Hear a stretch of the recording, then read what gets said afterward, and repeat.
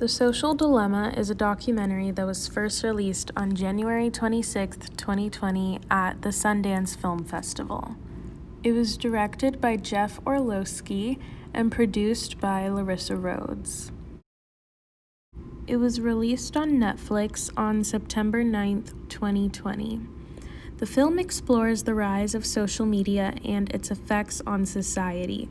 The film includes several interviews with a lot of the employees who created the social media that most of us use today. It focuses on the negative effects of social media and reveals the way that a lot of it is designed to be addictive and harmful to one's mental health, but specifically adolescents. The Social Dilemma is actually a docudrama, meaning that it is a documentary that includes reenactment of events that actually happened. The interviews are interlaced with a dramatized storyline of a family dealing with the consequences of social media and a physical representation of the artificial intelligence that social media uses for its algorithms. Nothing vast enters the life of mortals without a curse. Sophocles. This is how the film begins. By now, all that a fresh audience knows is that this is a film about social media and how it affects us. They probably assume that the film will take a stance that social media equals bad, because that's what they all say. Then they see this quote: "Social media is vast. Is social media a curse?" As soon as a perspective begins to form, the film is beginning now and they want to keep watching. They already have questions and they want answers to those questions. I think that this is an effective tease and it gave me another cool quote to add to my list of favorites. Immediately after that quote is seen, you cut into the interviewees, known as the expertise panel, getting settled in their seats and introducing themselves and their credibility as the people who created and shaped the most widely used social media websites and applications. When I first watched this film, realizing that this would include interviews with those people was a big incentive for me to keep watching as well. One of the members of the expertise panel states, "This is why I spent like 8 months talking back and forth with lawyers. This freaks me out." So, when one hears that, one must assume that we're about to get into some pretty interesting stuff. I think it's always a good idea to make your audience feel like they're about to hear or see something that they shouldn't be, because it is human nature to then want to know more. There's a lot of face lingering used in this film as well, especially in the beginning here during the tease. Reminiscent of the Ken Burns effect, the editing team left in clips of the interviewees just staring silently so that your mind begins to wander as a viewer. When asked, "What is the problem?" every interviewee that they show is silent. We just watch them ponder for a few seconds before the next clip finally plays. It feels uncomfortable. Now we as an audience have another question to add to our list. What is the problem? The exposition in this film is basically just a lot of the expertise panel reflecting on what they created and what that was like, what that experience was like as they created it. Some of them expressed that they felt frustrated with the tech industry even at that time, and they wondered why nobody was willing to do anything to make these tools less addictive, although it was well known that what they were creating was, in fact, addictive. Everything that you do online is being carefully recorded and measured. Exactly what you look at and exactly how long you look at it, down to the millisecond. Through algorithms and artificial intelligence, these internet corporations know your mood patterns, what you do differently depending on your mood, your sleeping patterns, your attributes, your fears, your goals, your personality type, whether you're an introvert, whether you're an extrovert. It knows when you're stalking your ex on social media and more. All of this data about you is being collected with your consent on a daily basis into these systems. These systems know more about you than your best friend does. And the best part is that these systems have little to no human supervision.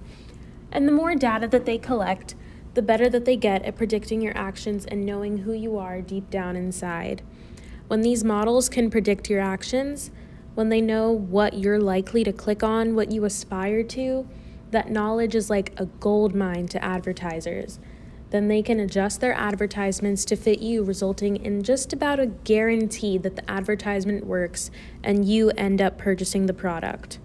Thus, you are the product. Before we continue to break down the creative arrangement of the film, I'd like to explain a little bit more the drama part of this docudrama. So the dramatic storyline that is interlaced throughout this documentary follows a family, and they all have their own unique, individualized struggles with social media.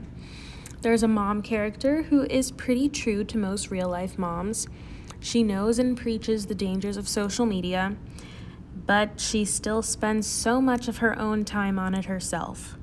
And she sends her children YouTube links on a daily basis. Then there's the father character. He's really interested in the political parts of social media. Then there's the teenage son who's addicted to his phone and to his social media in a way that seems comparable to drugs in the way that they frame it. It actually feels scary to watch sometimes. Then there's the youngest daughter who's seen having trouble looking at herself in the mirror, posting pictures of herself, and seeing the comments underneath.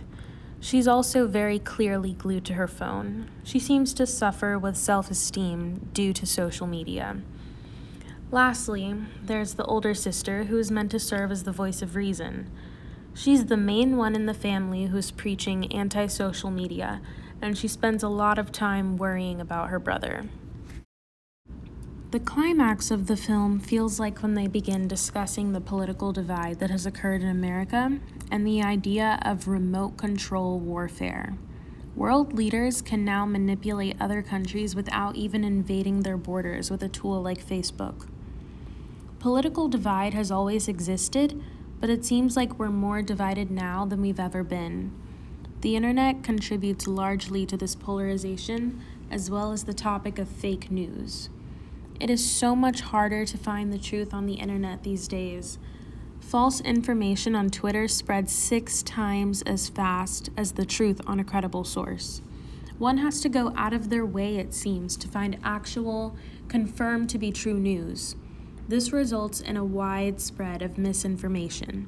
We can see it very clearly right now in the midst of the COVID-19 pandemic. There are so many conspiracy theories going around about that. On the docudrama side, the teenage son, Ben, in the story has become obsessed with watching political propaganda on YouTube for a fictional, extreme center political stance. He ends up going to a protest where rioting breaks out and his conscious sister follows him, and they both end up getting arrested. So the problem has been presented. These companies have too much data and too much power, and nobody is doing anything about it.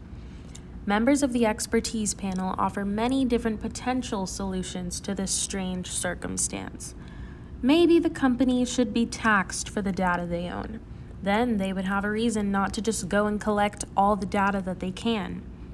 Maybe these markets should be outlawed. This film doesn't exactly lay out a solid solution because nobody really has the answer. It's more so laying out the information and opening up the discussion. I would call The Social Dilemma an observational documentary. It is observing the premise of social media and the effects, both positive and negative, that it may have on the way that we live our lives. I'd like to bring up that while making this film, Jeff Orlowski and Larissa Rhodes had to decide how far was too far and how much they were willing to expose. They had access to all of these former employees of the biggest internet corporations in the world, and they had squeezed amazing interview footage out of them. But providing too much sensitive information can get you into trouble a lot of the time. This documentary features interviews with some very interesting people. not just some random people with opinions about social media. No, this film includes interviews with people like the co-creator of the like button. An entire film could be made about the like button alone. It is the catalyst that changed social media and the way that it affects us today. Anywho, we all know by now that a good interview can be the difference between an okay documentary and an amazing documentary. The Social Dilemma already has that going for it tenfold. They include these clips of these interesting people introducing themselves as such by including their credibility in the promo clips and the trailers because it is so effective in getting people to watch. I thoroughly enjoy this film and appreciate it because it isn't necessarily telling us to get off of social media.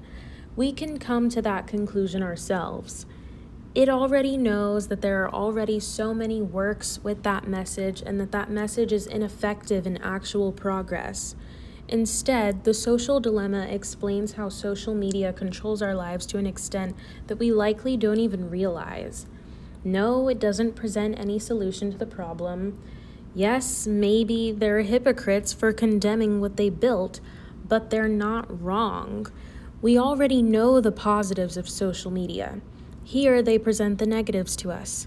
We can weigh out those two sides ourselves and decide, is it worth it?